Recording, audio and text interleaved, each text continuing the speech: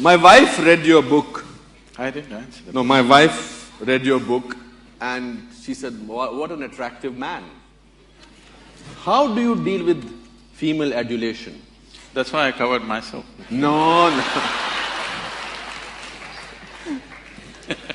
I'm curious to know.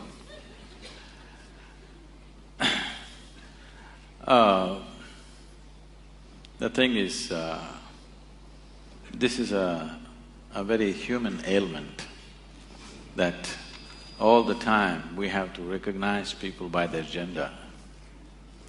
No other creature has this problem. All other creatures on the planet, when their hormones rise, they know who is female, who is male.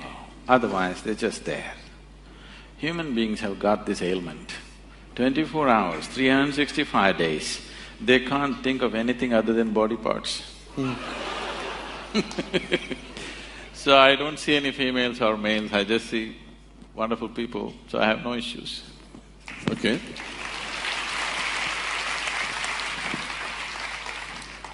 There's a very intriguing… people make these great prophecies about world coming to an end, etc. Will the world come to an end in 2012? So all those people who firmly believe that the world is going to come to an end the coming year, what date do they know? We are in September 20… No, do they know what date it will come to? No date mentioned. There was a date mentioned last year. Okay. We've crossed that, thank God. What I would tell them is, we have a lot of work to do. I have lots of work to do. 2013, 1st January, because anyway 2012 the world is going to end.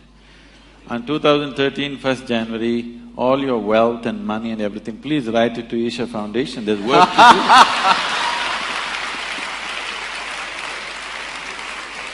The world is anyway going to end, what are you going to do with your money? So for them this is just an entertainment. They don't believe enough to give away everything and get ready. They just want to play with it. All vain minds are always looking at prophecies. They're looking at predictions because they don't have a plan for their life. Those who are incapable of making plans always fall back on predictions and prophecies. Yeah, but I'll just request to give me 2% of that money that goes to your foundation. Why have you named your foundation Isha Foundation? I have no idea. The name, you mean? The name Isha Foundation. The word Isha literally means that which is in charge, or that which is the source of creation, or unmanifest or formless divinity is referred to as Isha. If you give it a form, it becomes Ishwar. So, the yogic system is not looking at form. We are not against forms. We can use forms as a part of our growth. But essentially, the existence, the whole existence, if you look at it, not a single piece of creation, not a single atom in the existence can happen without the hand of the Creator in it. So, the forms are there. Every form can be seen as divine, but essentially it is formless. So to attain to that, the yoga is the method to attain to that. So right now as you sit here, this very body was created from within, so the source of creation is very much within you. So to attain to that state is the fundamental goal. So it is Isha Yoga and Isha Foundation. Okay. Do you pray? Till now I haven't. I have So not had the need to pray. Do you believe that there is a God? Let's come to this. Before we handle God, let's handle belief first. Why do you believe something?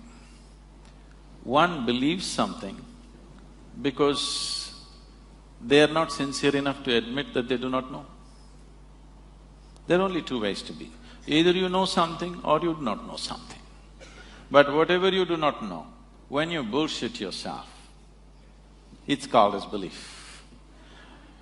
Instead of simply admitting, I do not know, you want to believe something. Somebody believes there is God, somebody believes there is no God. Both are in the same boat. They think they're different, but both of them are not straight enough to admit that they do not know. What is the problem in seeing what I do not know as I do not know? They have a problem because they do not understand the immensity of I do not know. I do not know is a tremendous possibility. Only if you see I do not know, the possibility of knowing arises within you. If you see I do not know, the longing to know will come. If the longing comes, seeking will come. If seeking comes, the possibility is alive in your life. Everything that you do not know, if you believe, you're destroying the very possibility of knowing. So coming to God, there are various kinds of beliefs across the world.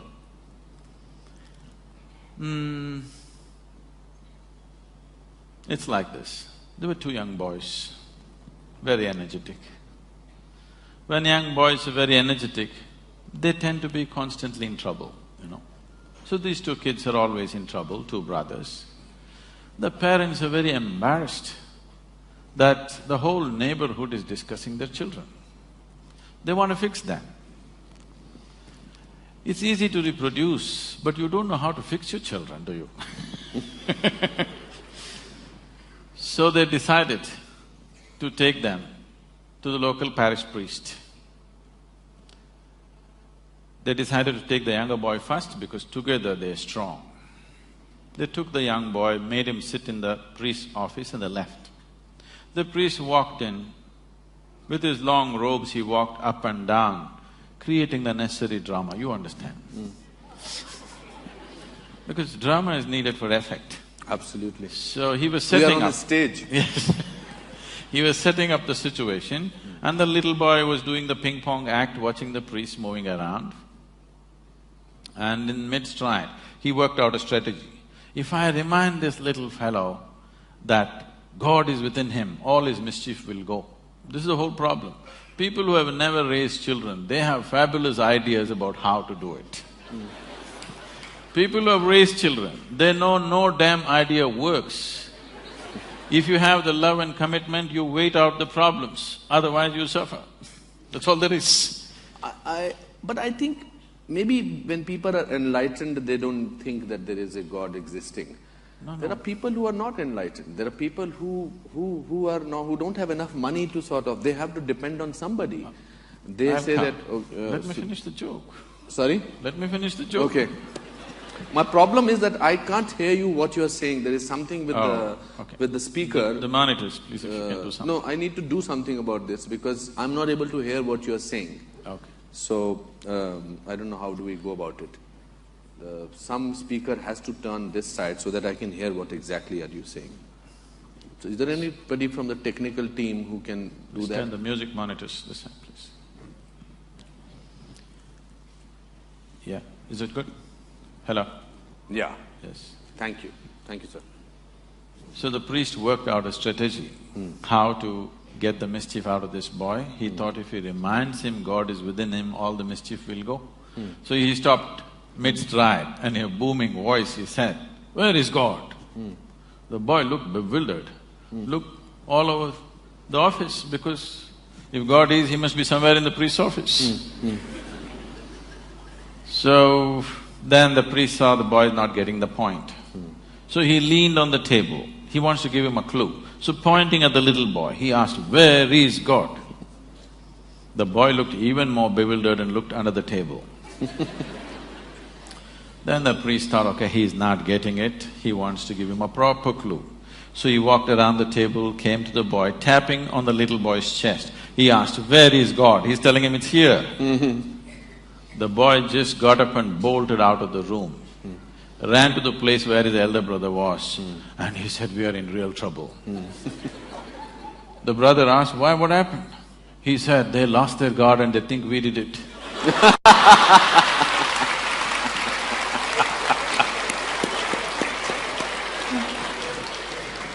So,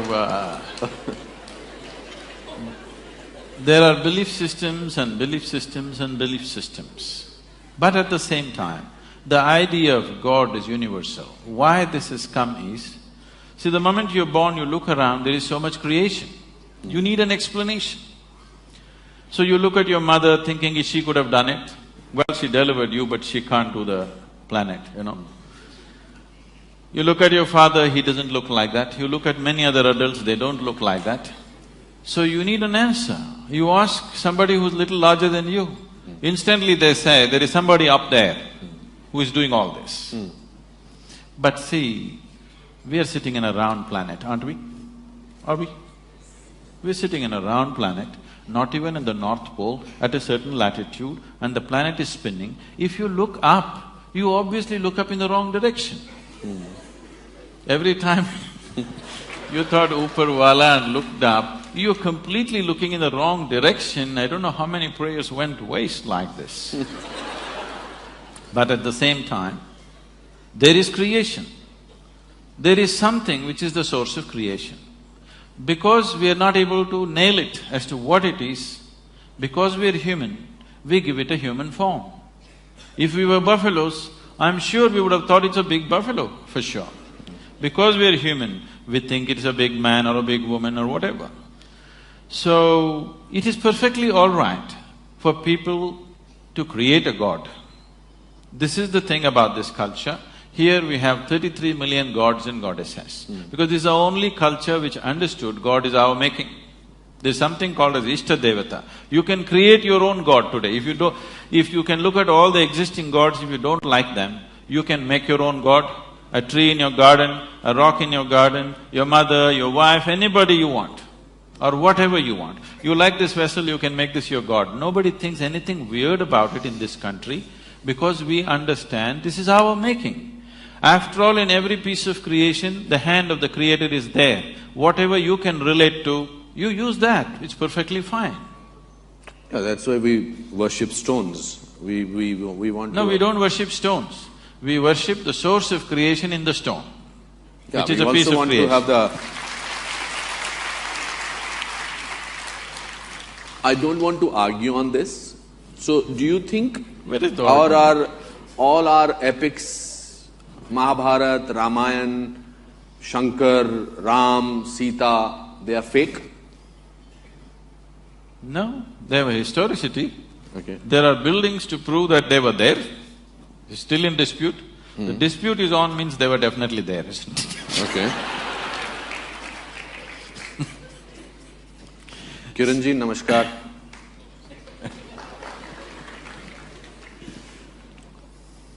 No, I will still want to probe a little further on this topic. We have a major mandir, masjid issue, Ayodhya issue, etc., etc. We are still fighting about that. So, why is all that fighting going on? If there is no God, or if there is a I did not belief. say that. No, you said there is a belief, people needed somebody as a belief of God. All the fight in the world is not between good and evil as people project it to be. All the fight in the world is between one man's belief versus another man's belief. If you saw, I really do not know, you wouldn't fight with anybody. Because you believe one thing and somebody believes something else, you're invariably going to fight today or tomorrow. It's just a question if you can manage them for some time. Someday it'll spill out on the street. So, it is time. See, there was a time when people worked with the instrument of belief, when the human intellect was in a certain way. Today it is time there is substantial intellect on the planet. Today it is time that we establish a certain level of seeking in a human being rather than just pumping him up with belief. Why do people believe you? Who said they believe me? This is a huge full house. No, they're looking… Everybody is they're clapping. sitting there evaluating every word that I say. I don't think they believe whatever I say. To me, they look smart enough to understand and evaluate. I have performed in this auditorium, it's never been so full. So there has to be some in their belief in you which makes them look up at you. Why do they trust you? Why do they believe in you so much? Now let's take off the word belief. Yes, they trust me. Okay, I mean, my word may be different, but I think it is belief. Do you think it is belief also?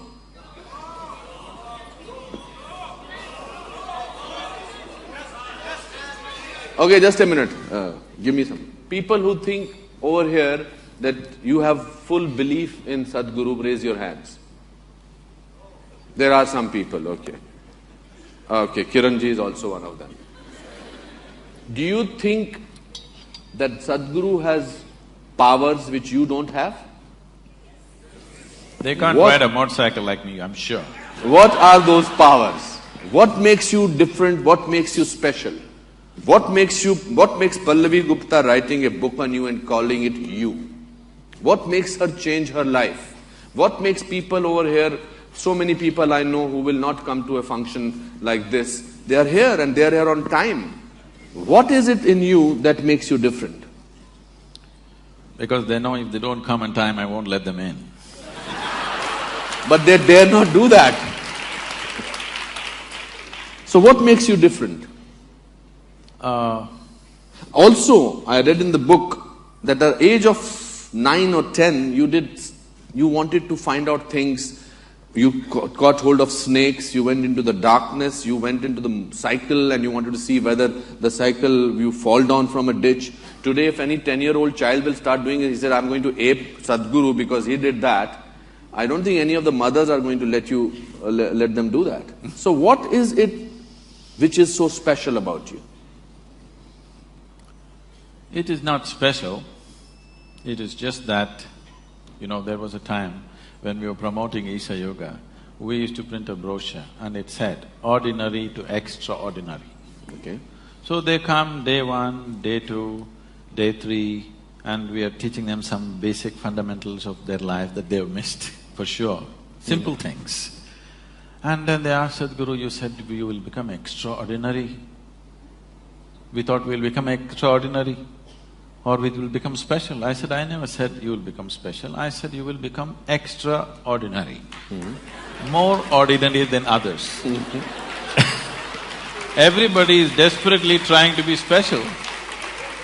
When you don't try to be special, when you just live as life is, that you don't try to make yourself special, because wanting to be special is coming from a certain an emptiness or a certain inadequacy within a human being.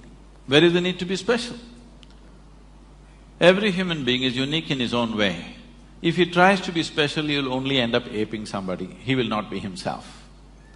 So, when the life is unique, every leaf on the planet is unique, every atom in the existence is unique, where is the need for you to be special? Being unique is better than being special, isn't it? So what is different? It is not a question of something being different, it is just this. See, the very nature of the existence is like this, the very nature of what's happening around you is like this.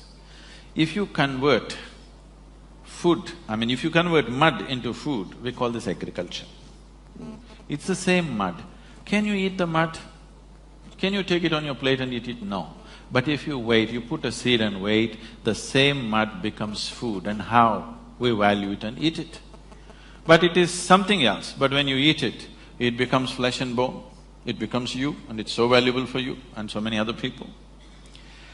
So this is the way of the life. What is filth will become a flower, if only you mature it in the right direction. This flower, its beauty and its fragrance comes from filth.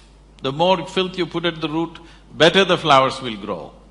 So, the question is not about what is different, the question is not about what is special, the question is just about, will you allow yourself to mature or will you let yourself just roll in filth? You have not yet answered my question. I feel that it's important for me to know. Yes, right now. What is unique about you? What you said is fantastic, because that's what we all know means, No, why is it that we've kept the flowers here, not a lump of earth? Simply because it's the same thing, but it's flowered, that's why you keep it here. That's all with me. So, you do admit that you are special? I have flowered, not special. Okay, let's not go by the words. You're waiting, others are still waiting. So, when did you feel that you were different, unique, special, whatever word you want to choose? When did you feel, at what stage of your life you felt that you wanted to share your knowledge with the people? And when did you feel that you want to tell the people that there is something ordinary and there is something extraordinary? So it's like this. When I was 3.5, 4 years of age, I realized one thing, that I do not know anything. I just do not know anything. To such an extent, if somebody gives me a glass of water, I keep staring at this water for 3-4 hours at a stretch. If I find a leaf, I'm looking at it for 6-7 hours at a stretch. If I sit up in the bed staring at the darkness, I sit like this the whole night. Now, what is happening with me is just this. I do not know what water is. I know that if I drink it, it'll quench my thirst. But even today, do you know what water really is? You do not know. With all this science, have we understood even a single atom of creation in its entirety? We have not. So if I look at the water, I still do not know this, so I did not know how to shift my attention to something else. I would just be stuck with this. In this condition, they sent me to school. Yes, I read that quote about you going to the school. So I went and stared, paying absolute attention to the teachers. The kind of attention nobody would have paid them, total attention. Initially I heard their words, I understood what they were saying. After some time, I realized they were only making sounds, I was making up the meanings in my head. Even now, I'm only making sounds. Because you assume you know English language, you're making up the meanings, isn't it? I am trying to. If if I suddenly speak in Tamil or Telugu or something, I would be just making sounds as far as you're concerned. So once I realized that they're only making sounds, I'm making up the meanings, I stopped making meanings. I just looked at them. Suddenly the whole thing became so amusing, somebody going on making noises. So a big smile spread on my face. They were not amused. So after some time, I wouldn't even hear the sounds. I would just see all kinds of, things, reverberations happening around the teacher. After some time, I wouldn't even see them. I wouldn't know that they exist, but I would be still staring. So my schooling passed like this. So about 2 years ago, 2.5 years ago, this school where I studied over 4 decades ago, they came to invite me for their 125th anniversary. They were inviting all the prominent alumni of the school. So they came and invited me. I said, see, why me? Because I was not just a not good student, I was not even a student. I only went there when it was really necessary. So they said, no, our school has produced union ministers, our school has produced film stars, our school has produced cricket stars, you are the only mystic, you have to come. So I went. So I went and stood up in the quadrangle to speak the same oppressive buildings, and I looked at this classroom, suddenly this came back to my memory. I was 11 or 12 years of age. As usual, I was paying absolute attention to the teacher, but I don't hear a word of what he says. So teacher is trying to get a response from me. 35-40 minutes he tried very hard. He couldn't get a word out of me because I don't hear what he's saying. Then he held me by the shoulders, shook me violently and said, you must either be the divine or the devil. I think you're the latter. So till then my problem was, what is this, what is that, what is that, what is this? I knew nothing. But there was one constant, this is me. This was clear. Suddenly this guy confused me. Is this divine, is this devil, what the hell is this? So I tried to stare at this. I couldn't, so I closed my eyes and sat.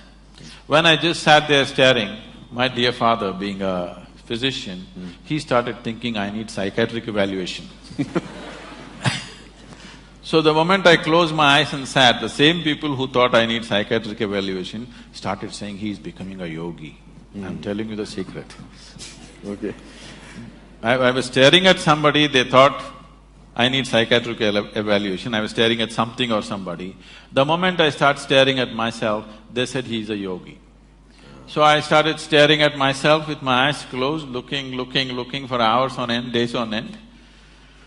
Then, I got into my youth and so many things happened, finished my university somehow and got into a business. And one afternoon, I come from Mysore, where at least at that time the tradition was like this. If we want to test our motorcycles, we ride up Chamandi Hill. Yes. You've been there? Yes. If you want to trek, we go up Chamandi Hill. If you want to have a party, we go up Chamandi Hill. If you fall in love, we go up Chamandi Hill. If you fall out, you have to go. If you have something to do, you have to go up Chamandi Hill. If you have nothing to do, that's a place. So one afternoon I had nothing to do, so I rode up Chamandi Hill, parked my vehicle there and climbed up to a place. I know this place, the whole hill very, very well. So I sat on a rock. My eyes were open. I did not even close my eyes. Till that moment I always thought, this is me, that is somebody else. I have no issue with that somebody, but this is me, that's somebody else. Suddenly I did not know which is me and which is not me. What was me was just all over the place.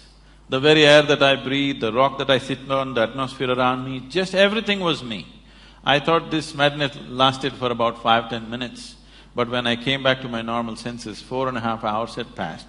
For the very first time in my adult life, tears were flowing. Me and tears were impossible. I looked like this. My shirt is wet, to that extent tears are flowing. I've always been happy and peaceful, that's never been an issue.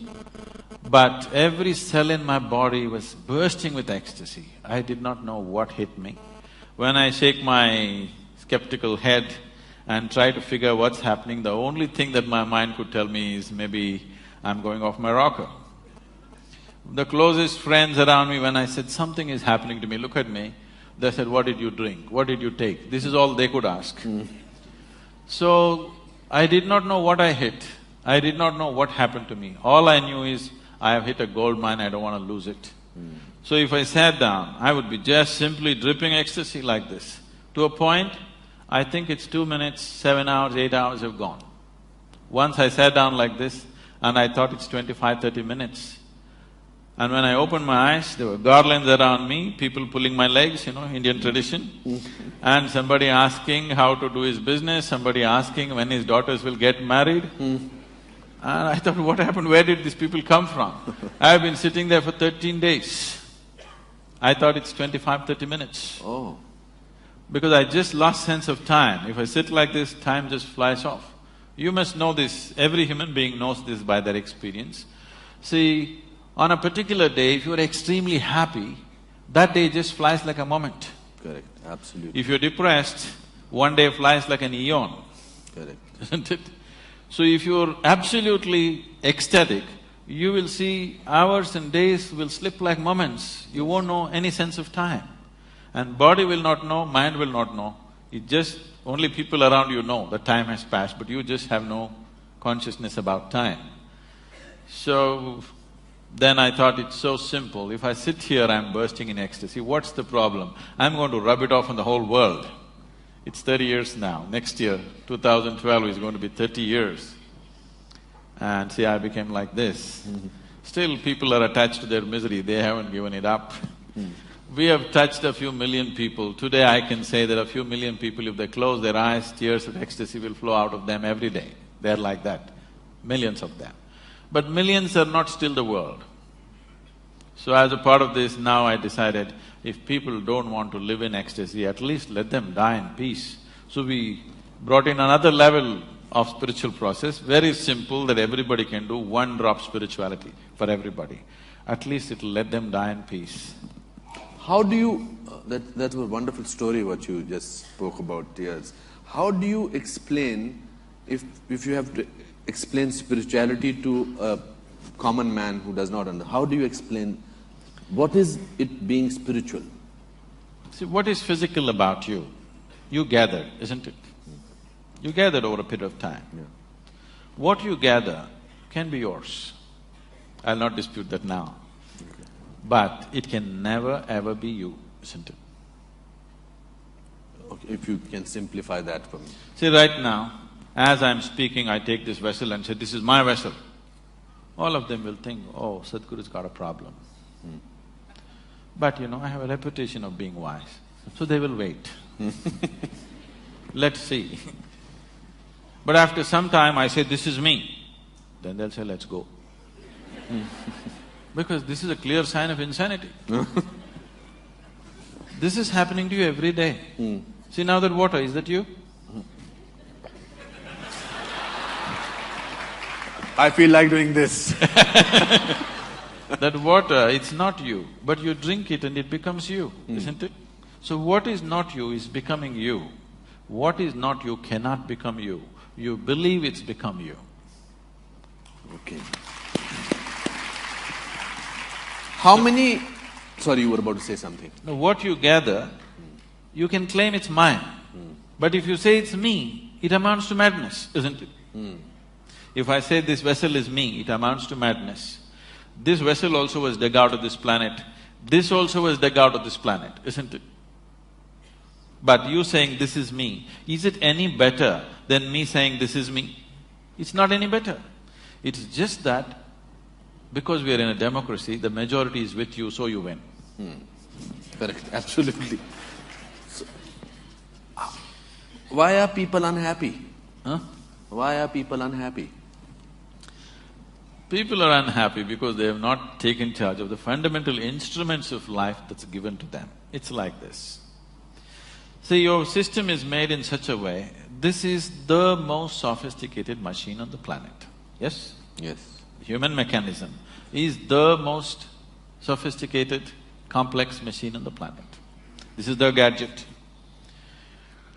People have not paid any attention to it.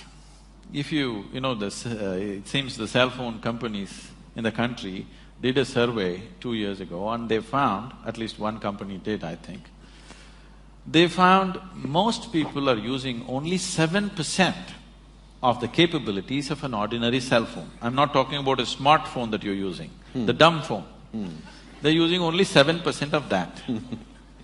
If you're using only 7% of an average phone, this gadget, which produces that gadget, what do you think is the percentage that you're using?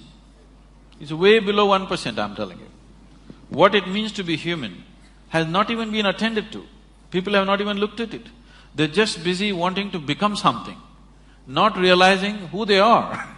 When the very source of creation is throbbing within you, there is an intelligence here, there is a competence here that if you give it a piece of bread, it will transform it into a sophisticated machine. When such an intelligence exists within you, when such a competence exists within you, what the hell are you trying to become? If even a drop of this intelligence enters your daily life, you will live magically, not miserably. So misery is not a product of Mumbai. The misery manufacturing machine is not in Mumbai. The manufacturing unit is in human mind, because they have not made any attempt to understand how it works. They have not paid any attention. They're paying attention to everything around them, not to this one. But this is the greatest happening right now, isn't it? The greatest happening in your life is that you're alive and throbbing right now. Isn't this the greatest thing? Everything else is secondary, isn't it? I completely believe it. You see, in Greek theatre, they said that fate, kismat played very important role in your tragedy. But in modern tragedy, they say human beings are responsible themselves for tragedy. There's nothing modern about it. In this culture, we always said your life is your karma. When we said your life is your karma, what it means is, karma means action. Whose action? My action. So when I say life is your karma, we are saying your life is your doing. This is the only place on the planet where we have always told you, your life is your making. Your life is not God's making. Your life is your making. When we say it is your karma, we clearly telling you your life is your making. So right now, your experience of life, whether you experience joy or misery, it happens from within you, isn't it? At least what happens within you must be determined by you, isn't it? What happens around you? Too many people are there. You have to take their help. But what happens within you must be determined by you. If you're miserable, what it means is, even what happens within you is enslaved to something around you. And people think it's normal. It's not normal, it's just insane. Only thing is you gathered numbers. You understand? You gathered numbers. In an asylum, the insane people look right. They're right, isn't it? See, it is all happening from within you. Both misery and joy happening from within you. If it's happening from within you, why is what you want not happening? If what you wanted happened to you, would you choose misery or ecstasy? I'm asking you. For sure. Pleasantness or unpleasantness? At most pleasantness, at least for yourself. What you want for your neighbor may be debatable. What you want for yourself is the highest level of pleasantness, isn't it? If it's not happening, it is not because of this and that. It is just that your body is not taking instructions from you, your mind is not taking instructions from you, your emotions are not taking instructions from you. Nothing in this is taking instructions from you. When you say, this is my body, it is supposed to take instructions from you. When you say, this is my mind, it's supposed to take instructions from you. Can I tell you a joke? You're getting very serious. Please. On a certain day, Shankaran Pillai went to the bar to drink with his friends. He just thought he'll just have one shot and go home. But you know, once they have a little bit of drink, they become timeless like yogis. So, a few drinks happened, then he looked at the watch like this. It was 2 a.m. But the wife's rule at home is 8 p.m., he must be home. It's 2 a.m. He got really disturbed and he wanted to rush back home, so he thought he'll find a shortcut and started running through somebody's garden. And because of unknown terrain and also Drunk. all the things inside, he flipped over and fell into a rose bush face down, got all scratched up, somehow found his way to the house. It took another 20 minutes to find the keyhole. He found that and just slowly crawled up and went into the bathroom and looked at himself. He looked a true mess. So he opened the medicine cabinet and wiped himself, took Band-Aid, fixed himself, then slowly crawled into the bed and slept. Morning 8 o'clock, the wife brought a bucket full of cold water, threw it on him and asked him to wake up. He got up. She said, "You fool, once again drinking." He said, "No, honey, since I promised you 6 months ago, I haven't touched a drop." She held him by the shirt, dragged him into the bathroom and showed him. All the Band-Aid was on the mirror.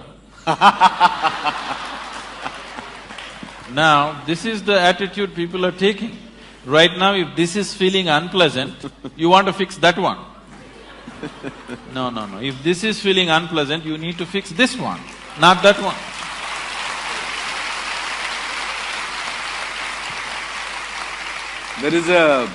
There is a beautiful shairi on this, what you narrated just now. I must share it with me.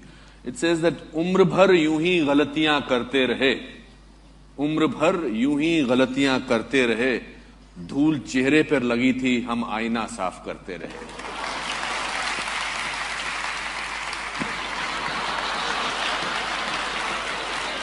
Thank God he admitted some things he does not understand.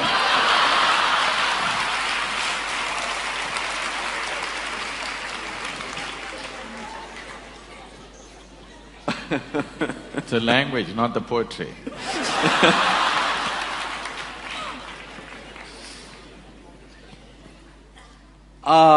I feel very proud to be an Indian, and I'm sure a lot of people feel.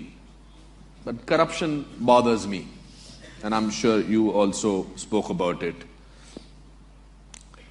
How do you think spirituality can help get rid of corruption to some extent? So let's understand this corruption, because it's a very important thing that everybody understands this properly in its right perspective, rather than reacting against a bunch of people who are in an advantageous position, okay? Why I want you to understand this is because for the first time in the history of independent India, the 64 years, that means 2 generations of people, they have at least 50 to 60% of them have had such a bad deal.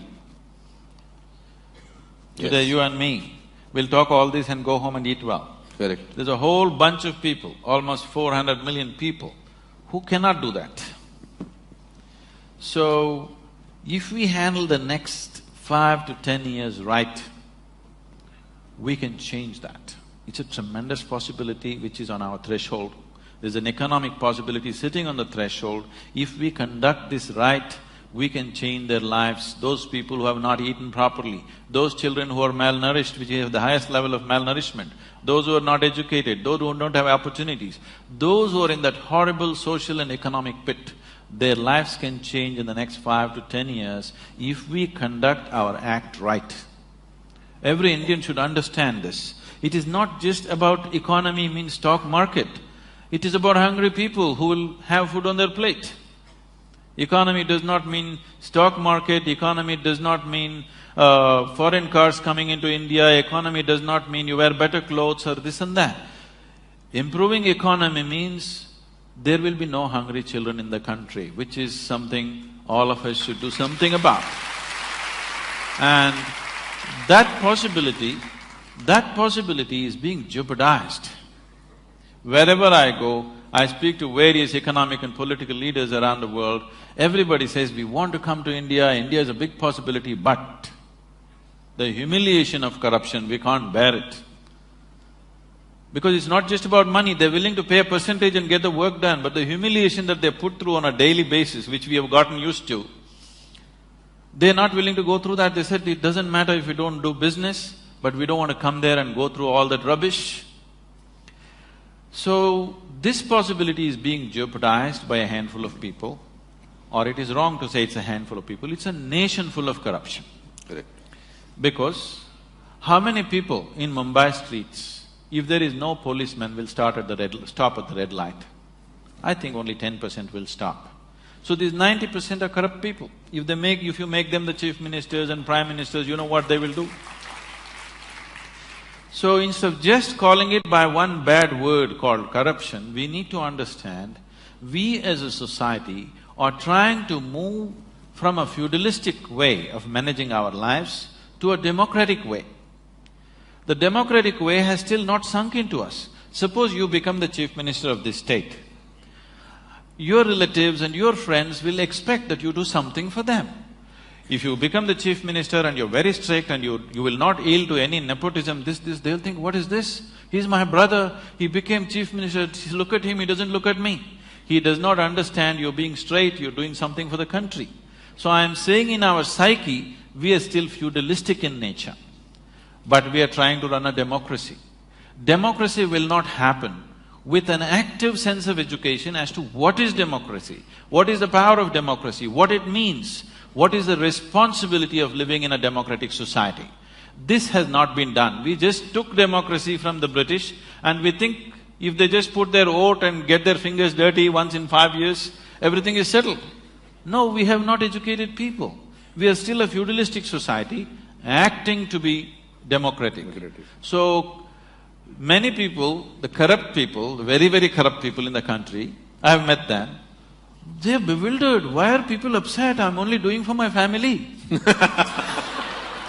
This is just a little bit of misunderstanding about Einstein's theory of relativity. You know, Einstein said everything is relative. They misunderstood relatives are everything.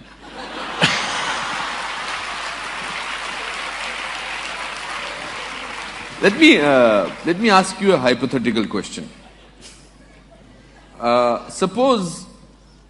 Hypothetical question, I must announce that before that. Suppose you were made the Prime Minister of this country for 1 month, how will you change things? See, there are enough instruments in the democratic process. Making me or anybody a Prime Minister for 1 month is a cruel thing. Okay, for 5 years. Yes. So you admit that 1 month is not sufficient? No, because 1 month is a very cruel joke. It doesn't matter who comes to power for 1 month, he can't do anything in a nation as diverse as India. To get this nation moving, you need to understand this. You cannot move this nation with policy, with rules. You can only move this nation When anything that you want to achieve in this country, you make it a movement. If you do not make it a movement, if people do not emotionally connect to that, no rules, no policy is going to work in this country.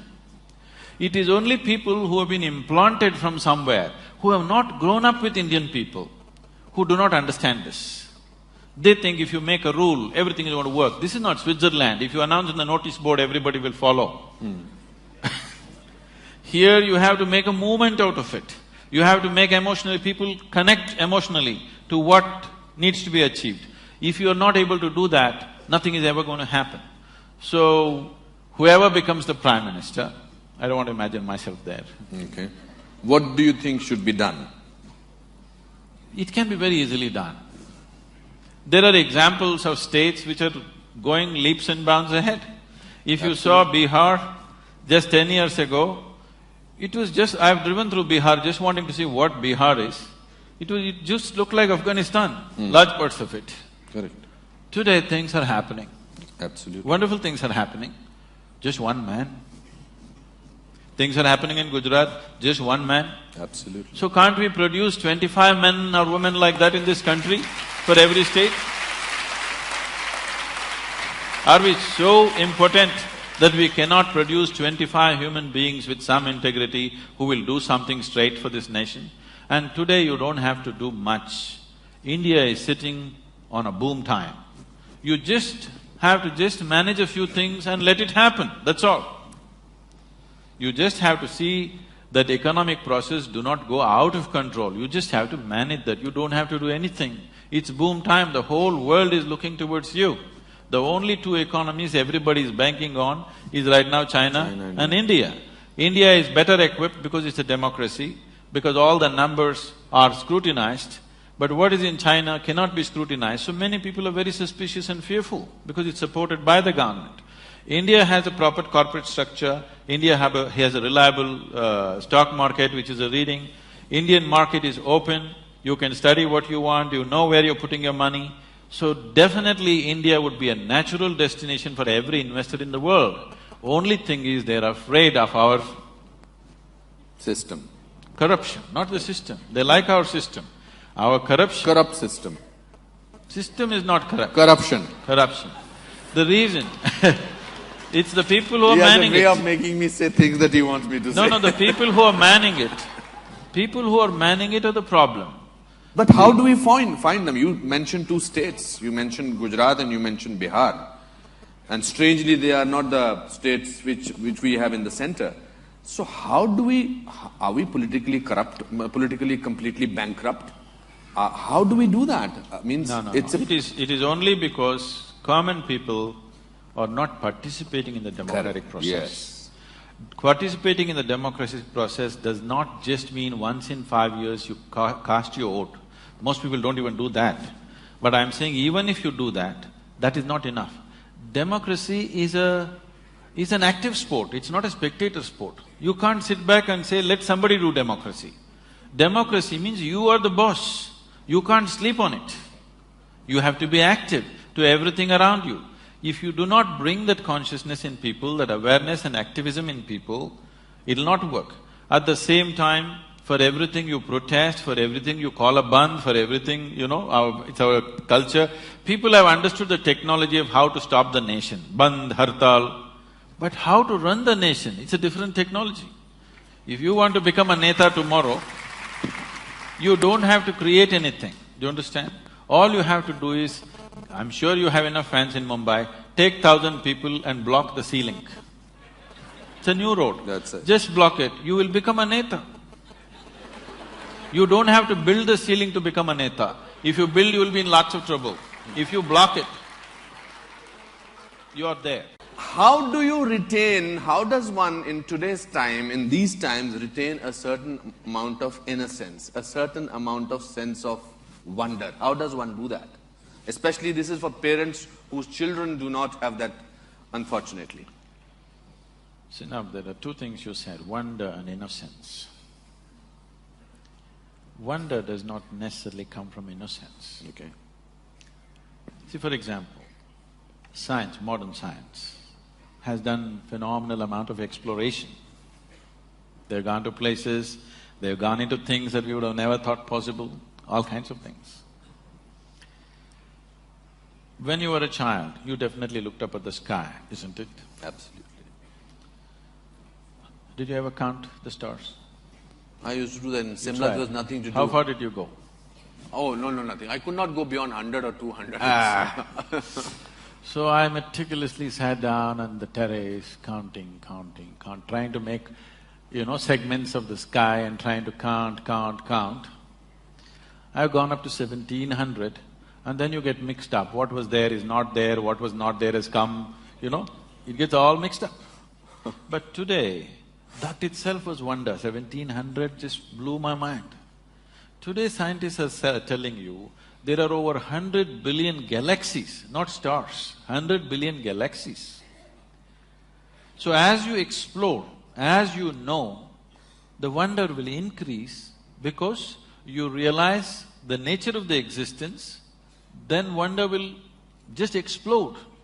Scientists are so freaked now, they don't know where to go, which direction to go, because wherever they look, it is looking deeper and deeper than ever it was.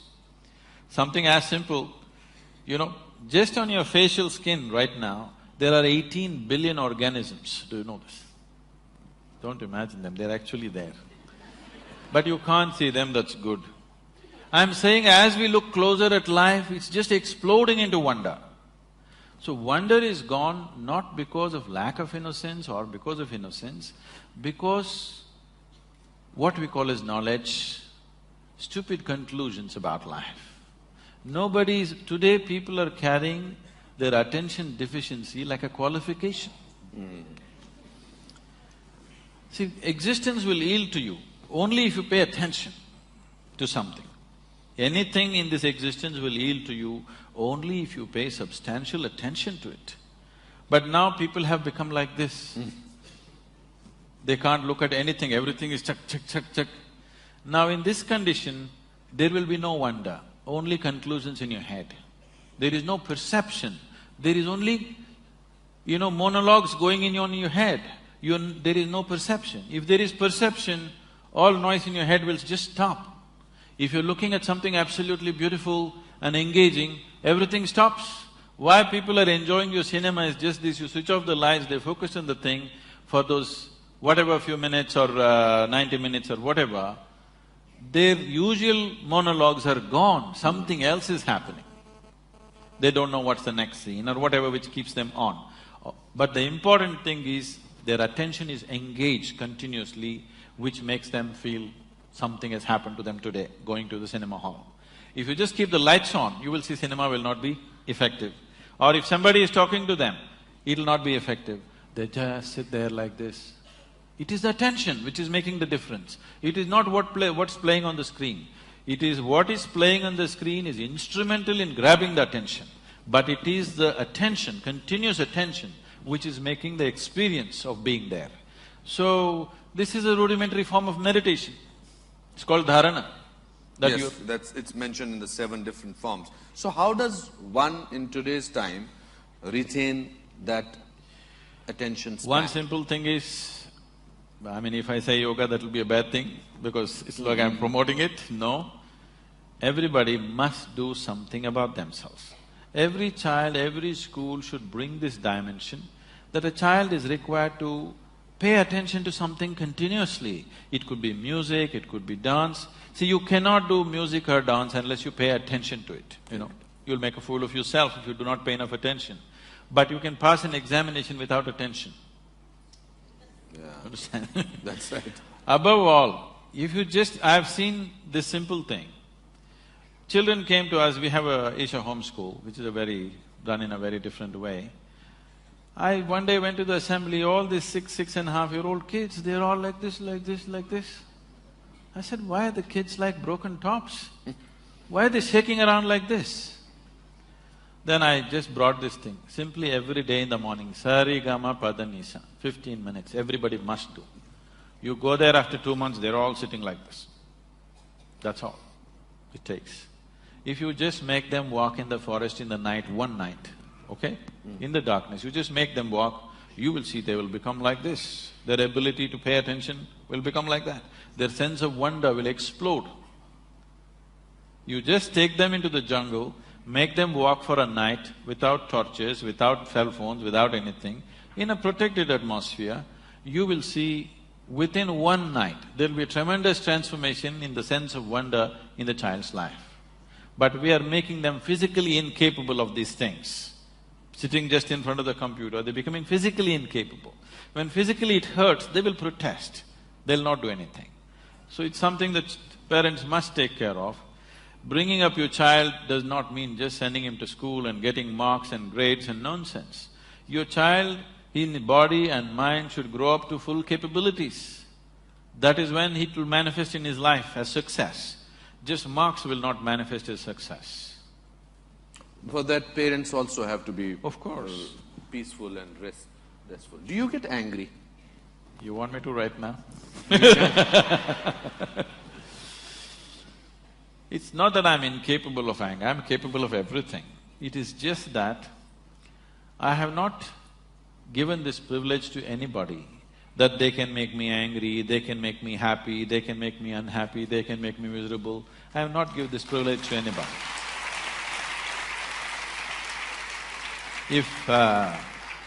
If somebody need to be shouted at, boom, I'll go. So what makes you angry? It doesn't make me angry. If they need a shouting, I'll give it to them. See, there are different kinds of people in the world.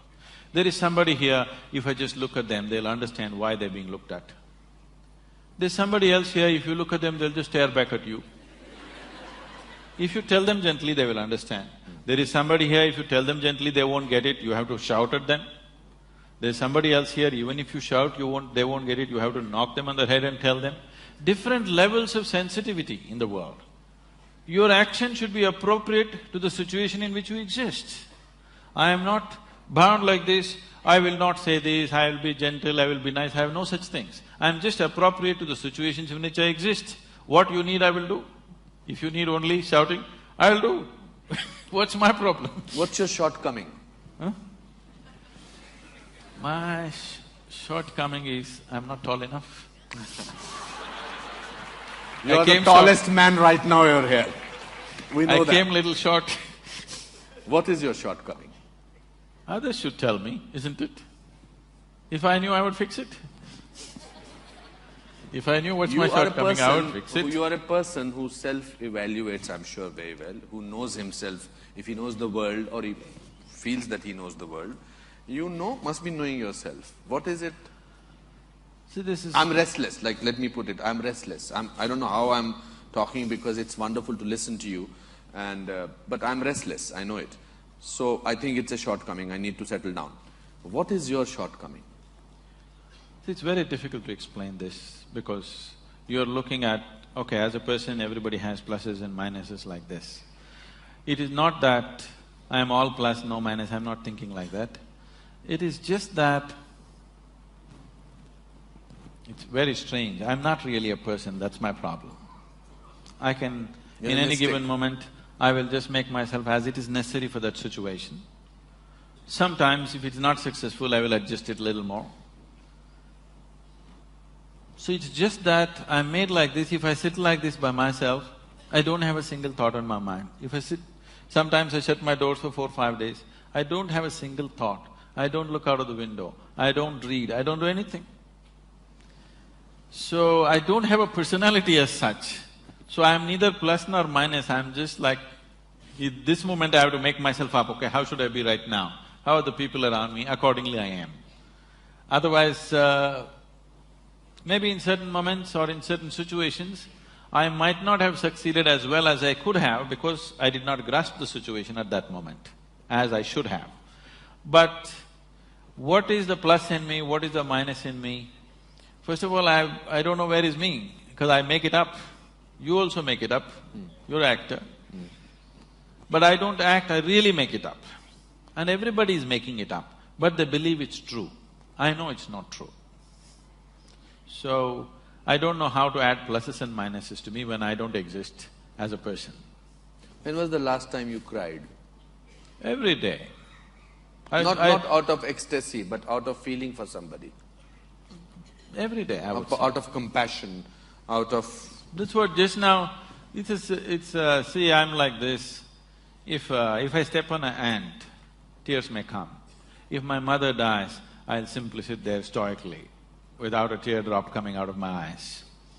Not because I have nothing for her. It is just that, it's very difficult to explain. When I want, I can go. When I don't want, I just keep quiet. So right now, Pallavi was playing that movie. I just saw those kids. I know every one of them in the village. They've all grown up now. This is some 4-year-old shot. I was just there 2 days ago and these kids were all over me. So when I looked at them, naturally a teardrop comes to me. Then the photographers come, I just suck it back. Okay? So I'm saying everything that happens within me, I've 100% made it a conscious process. If I want right now, I can go into tears. If I want right now, I can laugh. If I want, I can just sit still here without doing anything. You can make a very good actor then. If you are so controlled with your emotions that you can… Right now I can see tears in your eyes. No, I mean, if we go into the close of Sadhguru, we know that. So you were while talking. So… What is… do you feel lonely? Lonely? I've never been lonely. Okay. Because the Creator has never left me alone for a moment. I suddenly felt a sense of loneliness in you in this fraction of a second. The Creator has never left me alone for a moment. Who is the Creator? He's not left anybody alone for a moment. It's only because it's throbbing within you, you're alive, isn't it? Either you're conscious of it or not. You said just now that your Creator has never left you alone. Yes. So who is that Creator? What do you mean, who? There is creation. My first question was… There is creation, right? There is creation. Did you create it? No. No. So something obviously created it. The thing is, being human, you want to draw a human picture. Who is that? That's not the point. Here within you, it is in the human form. If there is a dog, it's in the dog form. If it's an ant, it's in the ant form. If it's a tree, it's in the tree form. But the source of creation is throbbing in everything. Because people are unconscious that such a huge thing is happening within them, there is a possibility of them feeling lonely. If when you're alone, if you feel lonely, obviously you're in bad company, isn't it?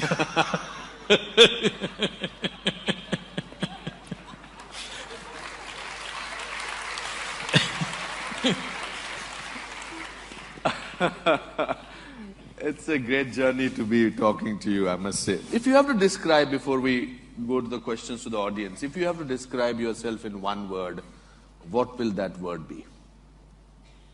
I usually do this exercise with my actors, students, because then we see that if that word is going to be… In fact, it's for all of you. In your mind, please think, if you have to describe yourself in one word, what that word will be. And whether that word will be there, the same word after 5 years, 10 years, or was that word before 5 years. So if Sadhguru has to decide, and if he has to, tell me to describe himself in one word, one that… apart from mystic. Okay. Would you consider wildlife as 2 words or 1 word? What is the word? Wildlife. It's… for you it's 1 word. 1 word. So life, uncultured, uncultivated, just wild and as it is, that's me. You're very warm also. Just life, nothing else. It's been very enriching talking to you, I must say that I feel rich. Okay, so questions from the audience? Yes, ma'am, in the red dupatta. Sorry, I don't know your name, you can tell me your name. Sorry? Sushmita. Okay, there's a mic coming for you, Sushmita.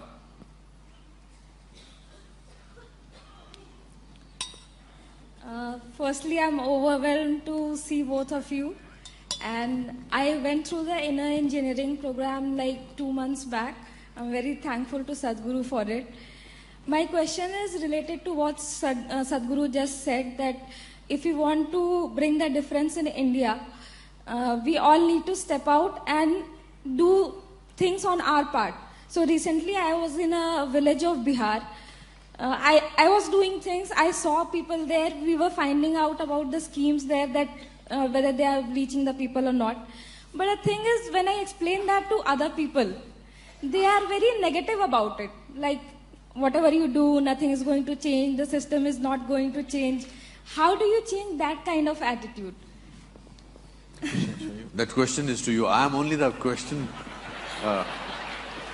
I think if I have to answer that question, since he allowed me to do that, I think you have to carry on. You don't get bogged down by people. You cannot get bogged down. Even if you are alone, you must carry on. There's an incident that I went through when I used to work for Dilkush Special School for mentally challenged children. Sister Dolores, who was a Spanish nun, I told her that I want to teach here, but don't tell anybody because they will think that I'm doing it for publicity. So she said, then don't do it. I was a little surprised. She said, out of 100 people, if 4 people believe you, for us those 4 people are very important. So I just want to do that. That's what I… See, not possible is a normal vein everywhere. Not possible, not possible. What is possible and not possible is not your business, that's nature's business. Your life is about doing what you really care for. Whether it's possible or not possible, why the hell are you concerned about it? That is nature's business. Nature will decide what is possible and not possible. Your business is just to work for what matters to you. If you don't do what you care for, if you do not create what matters to you, why are you living your life?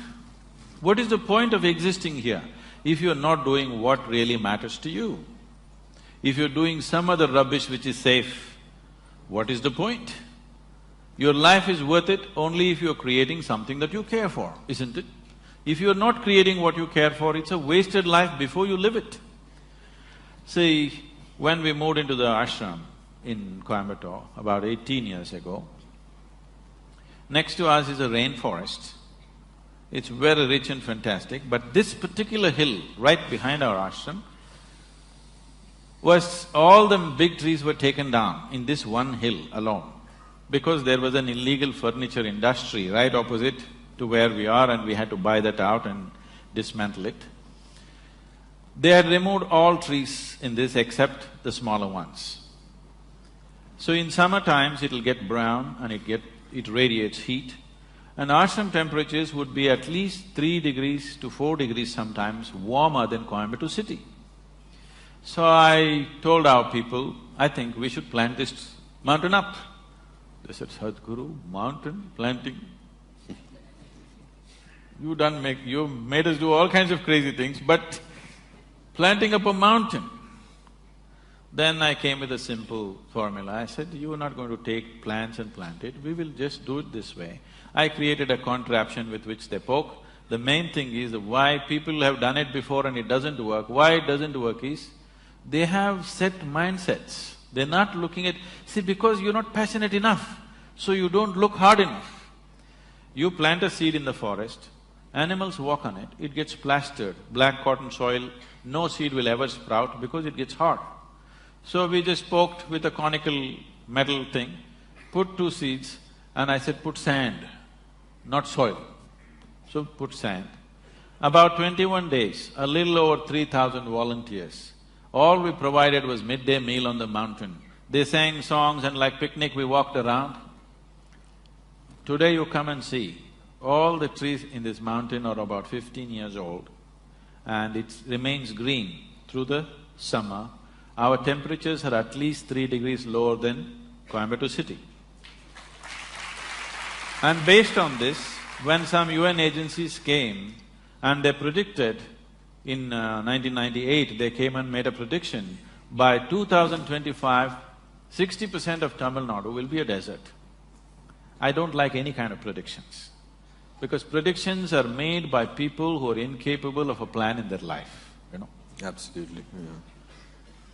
You're not taking human aspiration into consideration, you're just taking cold statistic and trying to decide the future of the world.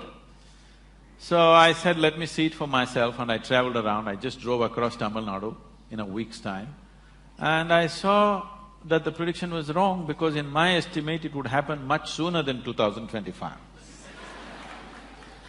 Then I thought what to do, because Tamil Nadu is one region on the planet which has an agricultural history of 12,000 years of farming on the same land. Some places the same communities and same families have been existing for 12,000 years. They've been doing farming. The only other place which has such history is some parts of South America. Nowhere else there's a 12,000 year history of agriculture. 12,000 years this land has nurtured us. In one generation, we're going to turn it into a desert. It didn't look like a good idea to me. So I just made a barefoot calculation. Tamil Nadu's green cover is 16.5%. National aspiration is 33%. How many trees should we plant? I just made a simple barefoot calculation and arrived at 114 million trees. If you plant in 6 to 8 years, in 15 to 20 years, we'll have 33% green cover. So I called a group of people and said, we need to plant 114 million trees. Their eyeballs flew, Sadhguru, do you know what that number is? I asked them, what's your population, Tamil population? They said 62 million. 62 million people. If all of us plant one tree today, nurture it for 2 years, plant one more, what's the number? You got it? Why is it? Even a beggar on the street can plant one tree, isn't it? It doesn't need any capability. Only willingness is missing, isn't it? The necessary concern is missing. Because we don't understand how life happens. We think life happens out of supermarkets and shops. Life happens out of the planet. If you don't nourish it, it will not happen. So, what is possible and not possible? Leave that to nature. Today we've planted over 14 million trees in 6 or 7 years now. Tamil Nadu's green cover has gone up officially by 5.2%. The Google Maps show that over 7% increases happen. This is the only part of Asia where actually green cover is going up. Tamil Nadu is the only place where this is happening. And I want you to know, we did not give up our life to do this. We did not give up our life to do this. To turn this mountain green, we worked only about 22 days.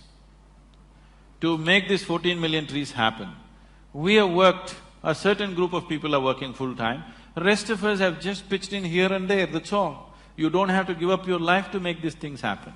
It is just that getting everybody involved is the big thing. Correct. Yes, yes, sir. Mic to this gentleman, please. Forward, forward. Yes.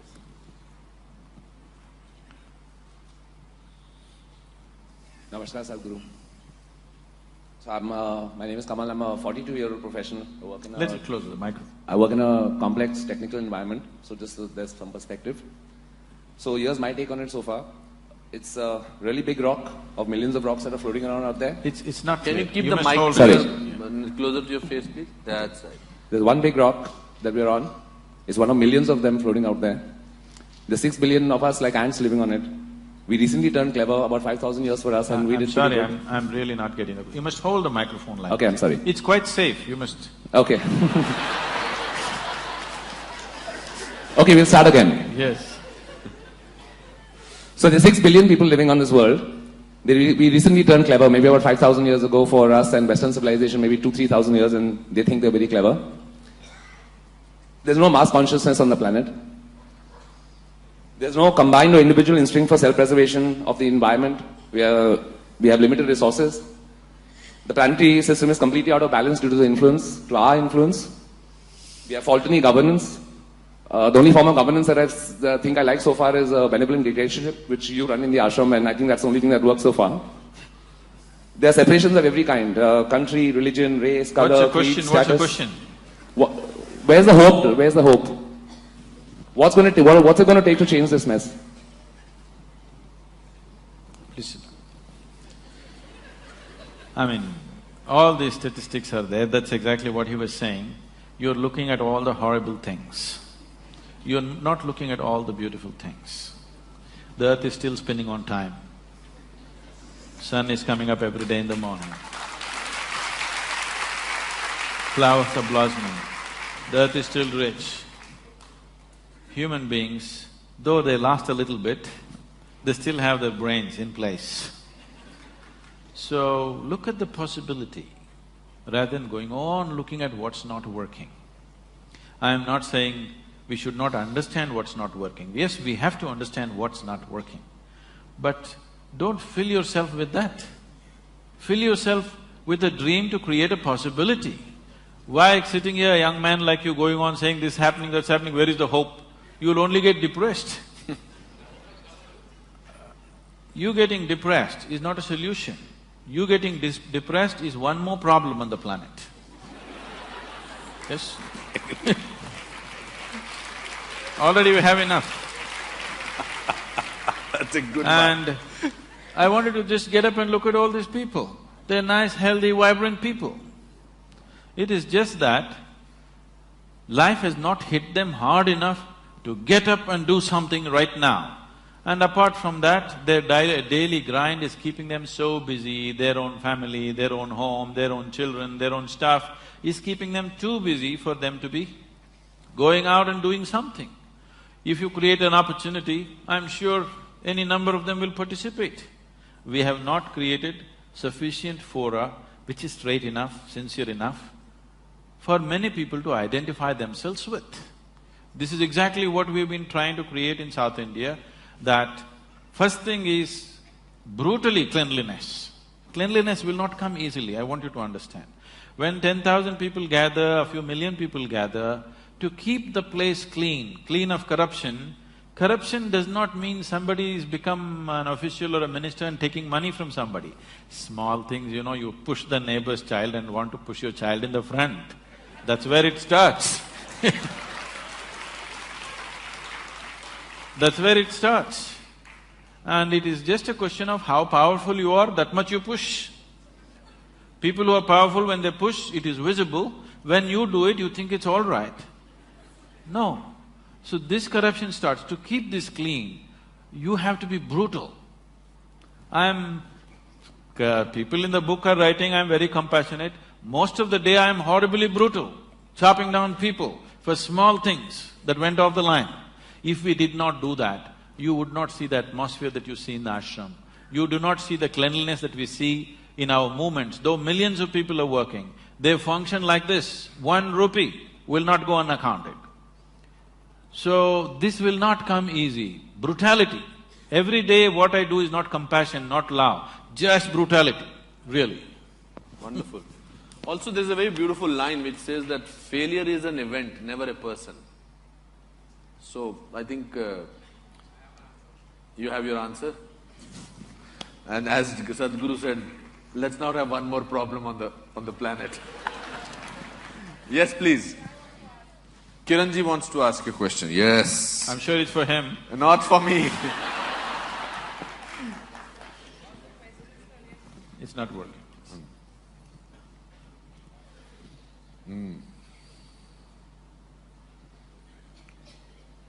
All the questions for Anupam still remain unanswered, even though I've asked them very often. So I won't attempt it again. But I want to say that I'm very privileged to finally see you in person, and have been wanting to do so for many years, but somehow it has never been able to… it hasn't happened.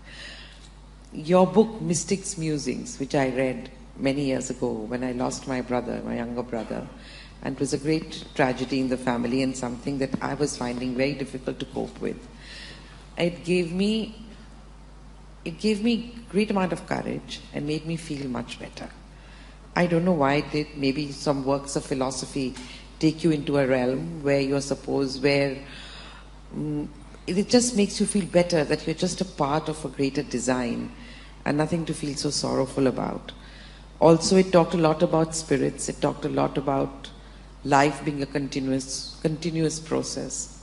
So there are about 100 questions I want to ask you, but there's one thing I've been very curious about after reading the book.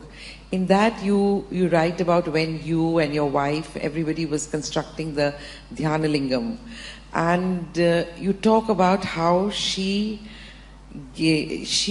grasp of life slipped from her.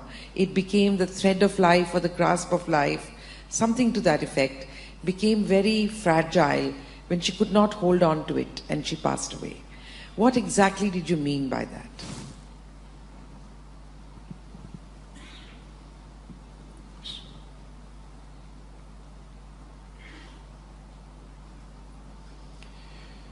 See, the life within you, the life within you manages to stick to the physicality of who you are. We've already been through this. Physicality is something that you gathered. It is not you, it is material. It is just a piece of this planet. What you gathered from the planet, if it has to stick to the life that you are, you must be in a certain level of reverberance. If you drop in intensity below a certain point, you can't hold it. That is called as dying of old age. There is no such thing in the world anymore as dying of old age, because doctors have decided you cannot die of old age, you can only die of a heart attack or a liver failure or a kidney failure or something. You cannot die of old age anymore. If you have seen anybody close up who are dying of old age, you will see, you can see his eyes become feeble, life becomes feeble. It's like the body is struggling to hold it, but it can't hold because it's become too feeble. If the reverberation goes below a certain level of intensity, it can't stick to the body, it will leave. So that is generally understood as living peacefully, because without struggle it just passed on. That's the reason why the word passing on has come. You're supposed to pass on, you're not supposed to kick out. So that is if the intensity drops. Another way to live is you raise the pitch of life's intensity to such a pitch, it went beyond normal pitch, then also you leave the body. So spiritual sadhana is trying to get the pitch of your life to the highest point, because only if the intensity of life is high, it's like the voltage is high, that's why the lights are bright. If your voltage is low, the lights will be dim, your awareness will be dim, your perception will be dim, all you will know is just survival process. So you want to pitch it up. So when you pitch it up beyond a certain point, there is always a danger that you will slip out. So we will fix certain things. We will fix certain things when a spiritual aspirant is progressing with a certain rapidity, we will fix the body in a certain way so that that cannot happen. Just yesterday I was, at the ashram satsang when we were there, one lady asked why women are asked to wear, the toe rings. What do you call this in Hindi? The toe ring, not… you're not wearing. Bichwa. Yes. So it's called mettu in South. Why women are asked to wear toe rings when they get married? Because marriage was supposed to be such a huge experience that they could leave the body. At the age of 8, they would marry them. They will never see each other till they're 14 or 15. But emotionally, psychologically, she's cultivated to believe that her husband is like God. When she meets him, life will explode. That possibility in the child's mind has built up. When she is physically mature, she's brought into marriage. Because in this country, in this culture, there is no business, there is no marriage, there is no child, there is no family. Everything is just a tool towards your liberation and mukti. You get married because you want to use that as a tool to your liberation. You raise children because you want to use that as a tool to your liberation. You become a sannyasi because you want to use that. It does not matter what you do.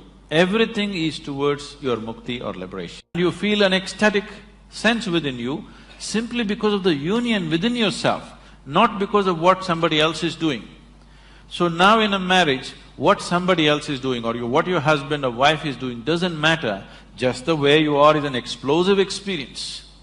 This is how a lot of women lived in the past, because the process was very scientific and it was done properly. So they put this metal on the toes and also on the ring finger always, because if there is metal on certain strategic places in your body, you will not accidentally leave your body. So when you do spiritual sadhana, when we notice somebody is becoming very intense, first thing is, I will gift them a simple copper ring, which they must wear and they cannot remove without you also. They must wear and they cannot remove without permission. Because if this simple metal is on the ring finger, when they get into certain states of exuberance, by accident they will not slip out of the body.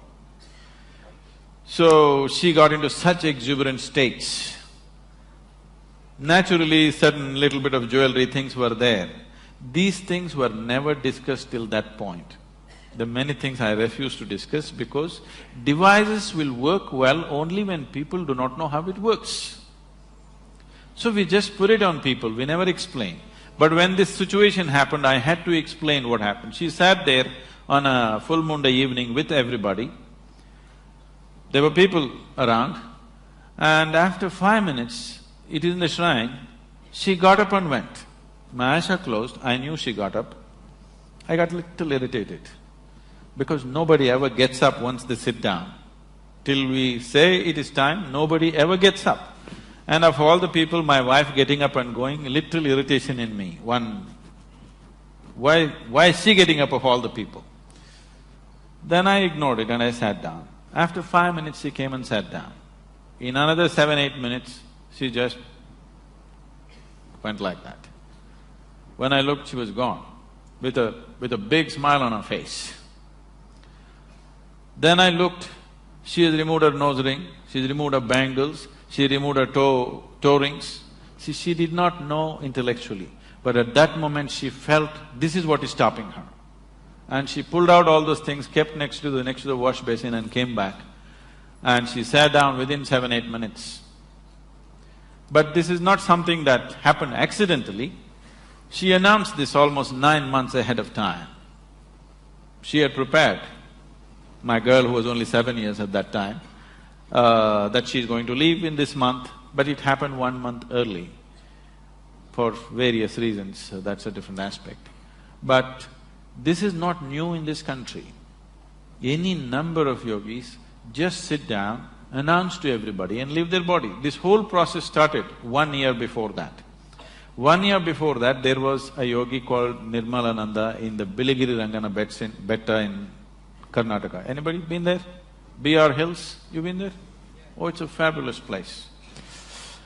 So, he lived there. For 14 years he lived in silence, just in the 4-acre ashram, he never stepped out of it. I met him in a strange way. I used to trek in those mountains. So, I go alone and trek for a week, 10 days when I run out of food and there's no way I can procure anything. I live out of the forest, but when I'm done, I come out and ride off. I park my motorcycle somewhere, I trekked for almost 5-6 days. It is rainy season, head to toe I am in slush, okay? I'm really drenched with mud and everything. Then I came out and I was extremely hungry, I had not eaten for 2 days. I was very, very hungry. So there's no hotels, nothing there. So I had heard about this ashram. Me and spirituality were impossible at those times, that never occurred to me, I was just, in a different mode altogether. So I went to this ashram, there were about 15 steps to climb. I wouldn't get off my motorcycle at all those days, I just rode up the steps and went and parked my motorcycle leaning it onto the wall next to his door. And he came and he looked at me and he grinned. Then I said, I'm hungry. But he was not talking, so he said, come inside. And he made me sit down. He had a little, baking thing, he baked some bread for me. All he had was this bread and honey. So he gave me bread and honey, I ate up 2 loaves of bread for making up for 2 days. Then after that, we developed a silent relationship. Whenever I went there, I would take a bunch of bananas or something and he would give me a can of honey. This transaction went on. Many years later, after things happened to me in a big way, everything about my life changed. After about 10 years, I went to see him. He didn't recognize me because, And I asked, "Don't you recognize me?" And I smiled. He said, He said, "Oh, you are the guy on the motorcycle." So at the age of 73, he decided when Uttarayana comes, you know what's Uttarayana? The sun's relationship with the earth, when it moves from southern hemisphere to north, you heard of Bhishma waiting to die at that time. So he said, when Uttarayana comes, I want to leave my body. I went there with my wife and daughter, and then he cried and he said, "I have built a samadhi, I am doing all this, but I am afraid that I may not be able to do it." Then I started discussing the technicalities of what it is, what makes it happen, what stops it, what is it that you need to do, and these kind of things. So, my wife Vijay was also there, she was listening to all this. Then we were driving back. By then I had graduated to four wheels, and we were driving back. Then she was silently crying. I said, "What happened?" She said, "I also want to live like him." I said, "When are you going to go?" I was trying to make a joke out of it. She said, "No, this is what I want to do." I said, "Why? What's wrong with your life?" She said, "No, everything is right with my life. My outside is good, my inside is feeling wonderful.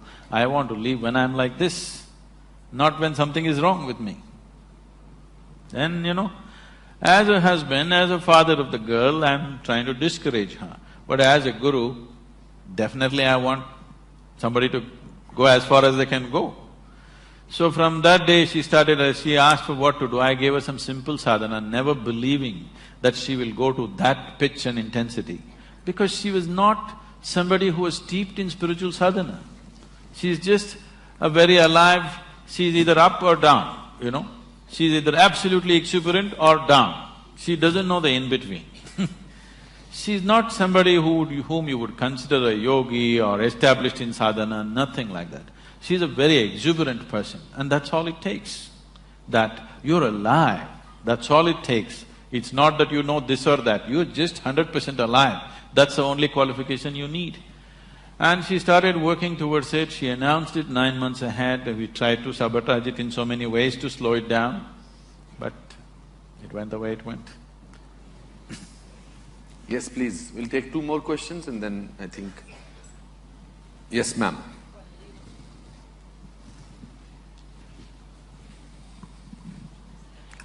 Mic for the lady, please. आ रहे।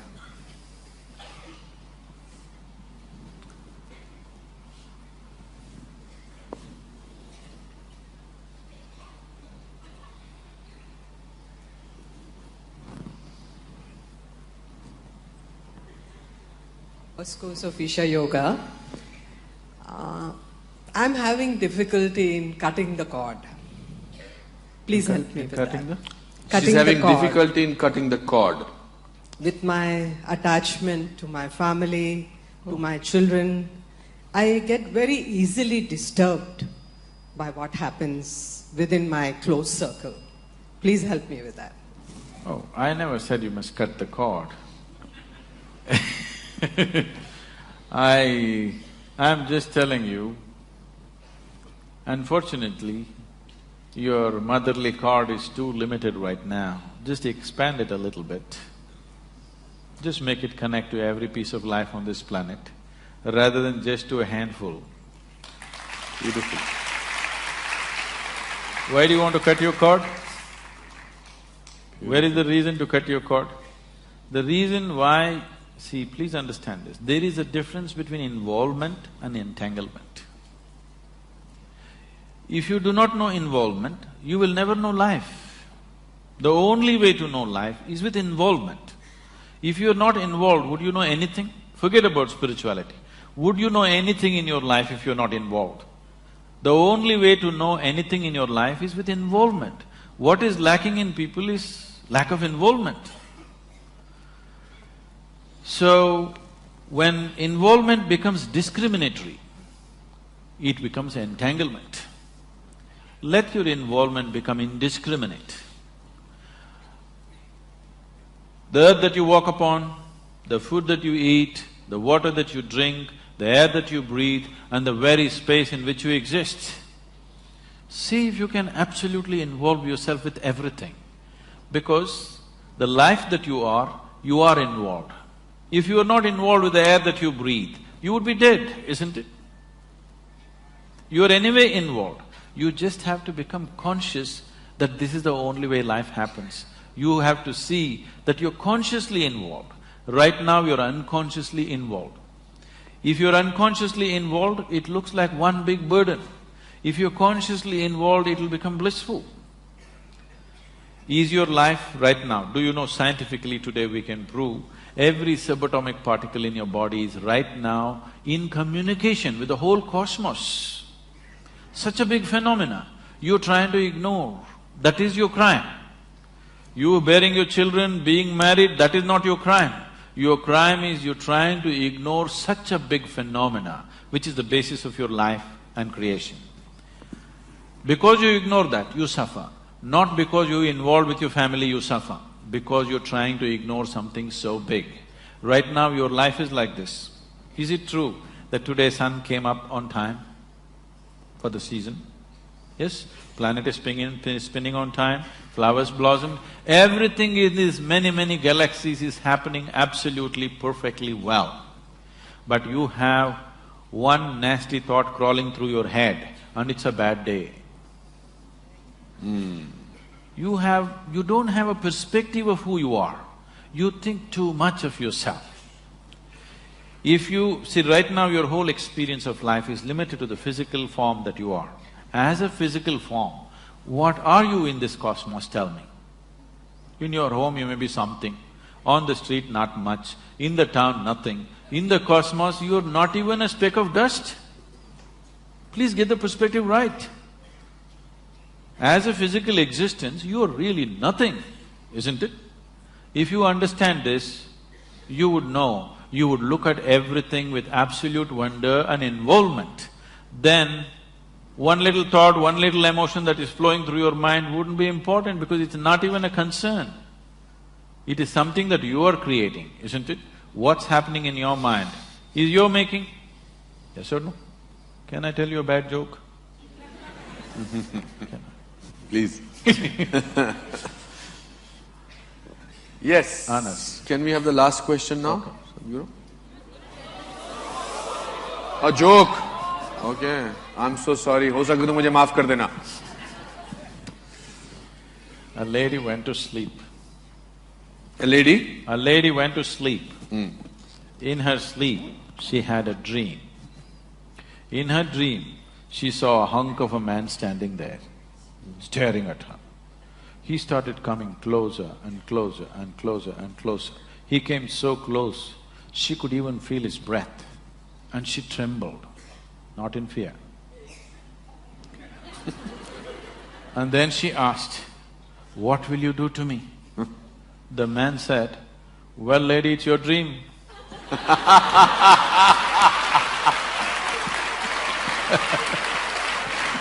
So, what is happening in your head is your bloody dream, isn't it? Now your problem is not that life is not happening the way you want it, even your bloody dream is not happening the way you want it. This is your problem. At least let the dreams happen the way you want it. The world doesn't happen the way you want it, that's different. If your dream happened the way you want it, you would be still joyful, isn't it? I hope you got your answer, ma'am. Yes, hello? Up there, yes, I think… Oh. Yes, ma'am. In the other world, yes. Yes. Okay. Yes, please speak up, it's okay. Yes, yes, we'll try and…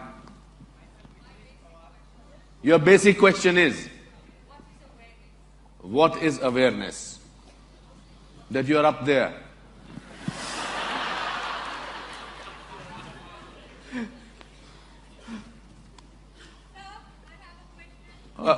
I think that lady asked a question, what is awareness? Let Sadhguru answer that. Is it related to that kind of a question? Okay, then I think let Sadhguru answer that. That no is very firm, I understand that. I somehow feel what is your question going to be. Okay, what is awareness, Sadhguru? Aliveness is awareness. You know that you're alive only because you're aware. Only thing is, right now your awareness is very limited, it's in low voltage. You just have to pump it up. You just have to increase the pitch of the voltage, that's all.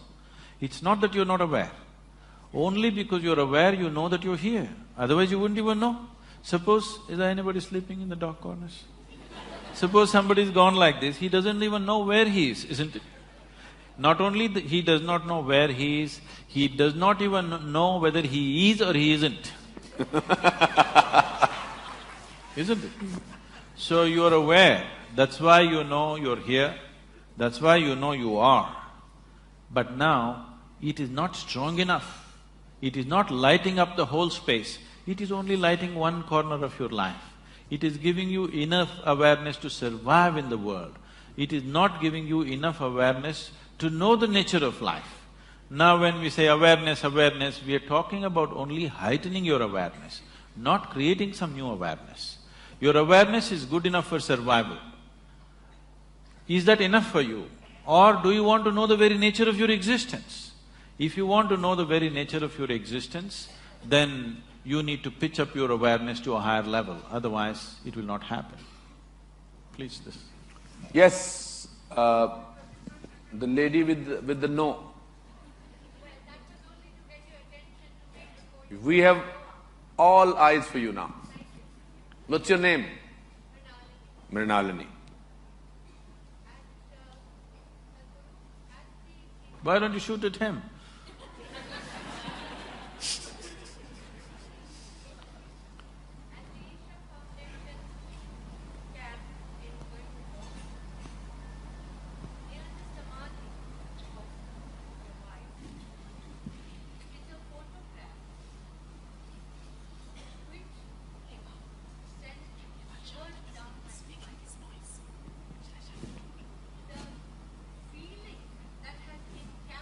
There's a photograph near the samadhi of your wife which sent shivers,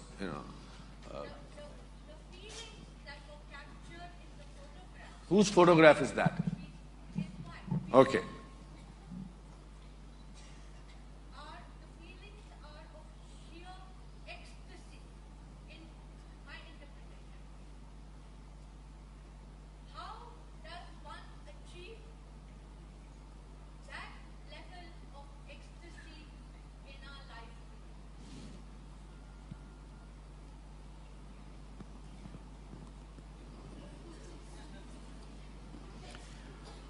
Oh.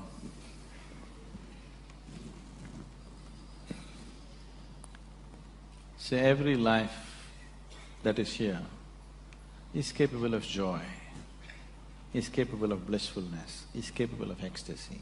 The only problem is they're not able to sustain it. The problem is of sustainability. Everybody knows moments of all this. But to be there, you have not built the necessary foundations. See, if there is a wall, you can jump up and have a peep. Or you can go on a trampoline and have a little longer peep, but you'll come down. But if you build a ladder, which is not so romantic as jumping, but if you climb up, you're across the wall. So, instead of calling it by different names like blissfulness, ecstasy, this, that, pleasantness, highest level of pleasantness. This is what every human being wants. If your body is pleasant, we say it is health. If it becomes very pleasant, we say it's pleasure. If your mind is pleasant, we say this is peace. If it becomes very pleasant, we say this is joy. If your emotions are pleasant, we say this is love. If it becomes very pleasant, we say it's compassion. If your very life energies are pleasant, we say this is bliss. If it is very pleasant, we say this is ecstasy. If your surroundings have become pleasant, we say you're a success. This is all every human being is seeking, isn't it? Nothing more. You want your insides pleasant, you want your outsides pleasant. This is all a human being is seeking. Outside pleasantness, you need people's cooperation. Yes? It is a craft. you have to arrange, you have to compromise, you have to deal with situations properly. Creating outside pleasantness is a certain talent, a certain capability. Not everybody is able to do the same thing on the outside. But when it comes to interiority, all of us are equally capable. Nobody has come better endowed than the other. Every human being is capable of the same thing in the inward dimension. So, somebody is sitting in a state of ecstasy, how to get there? Is it possible for me? Don't even ask the question, is it possible? If it is possible for me, it is for sure possible for you. But what I do on the outside, is it possible for you? Maybe, may not be. But what I do on the inside, is it possible for me? Definitely, definitely possible. Inner experience, nobody can be denied. External capabilities are different. So, what needs to be done? Whatever you've been through, the inner engineering is the fundamental. If you get this one thing right, you will naturally grow into that.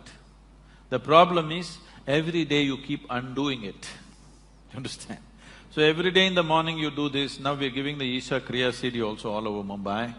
But every day in the morning you give yourself a 3-minute crash course in inner engineering. You will see, in 3 months' time, you will be feeling very pleasant.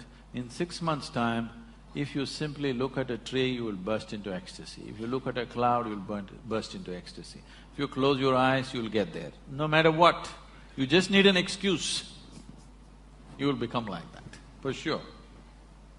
Because these are the fundamentals. That's why I'm saying it's engineering, because if you want to engineer something, you have to do it right, otherwise it'll not work. You can't somehow… See, you want to build this building, you can't somehow place something and hope it will stand. It will not stand. You have to place it in a certain way, then only the building stands up, isn't it? Similarly, you have to hold yourself in a certain way, then only this experience holds up. Otherwise, moments up and then down. Also, I feel, with your permission, I think if you depend on others to make you happy, I think there's a possibility you may not be happy. If you decide that you need to decide to be happy, then there is a possibility. Why are you underestimating her husband? Okay.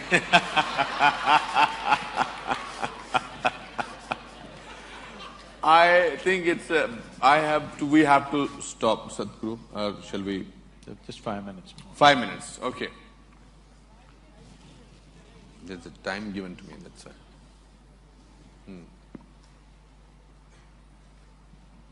Good evening, all of you, and my pranams to Guruji and Anupamji. I'm Vijay Shankar. I'm from the media and also a classical dancer. So, Guruji, I would like to know, man is always craving for more and more and not happy at all with whatever he gets. Of course, you just explained now how happiness is an internal state of being. So normally, what would you tell to normal people as to how to get peace and happiness in their lives? आसान question पूछा आपने। The problem is not that human beings are craving for more, they are craving too little. Right now, instead of… when human consciousness is able to grasp the whole cosmos, instead of craving for that, they're craving for an apartment in Mumbai. Just stupid. So their suffering is not because they're craving for more, they're craving for too little. They conjuice even in their craving. That is their problem. Please crave for everything, you will be wonderful. There'll be no misery. You are craving for little things, that's your problem. When such a big possibility is there, going for this is it's criminal, I would say. So it is because of this crime they are suffering. They are being punished for this crime, not for craving too much. They are not craving enough. When creation and creator is possible, they just want this little piece of property. That's all they're thinking of. They can't think beyond that. So they suffer. For limiting themselves, not because of craving for too much. One last question we'll take. Sadhguru.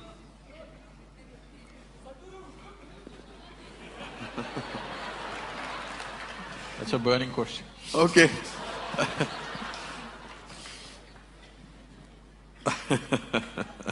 Sadhguru, I have deep gratitude towards you. I read an article about you from you in Times of India, and I was really amazed. And that led to, a strong feeling. I just can't imagine. I still have that feeling. So that connection is with you. So I have been, since childhood, I have been ignored a lot of times. I feel I have been manipulated, So I'm not able to understand, what is happening actually. I always go through these things every now and then. Okay. So if you've been ignored by everybody around you, it's a fortune. You have life for yourself.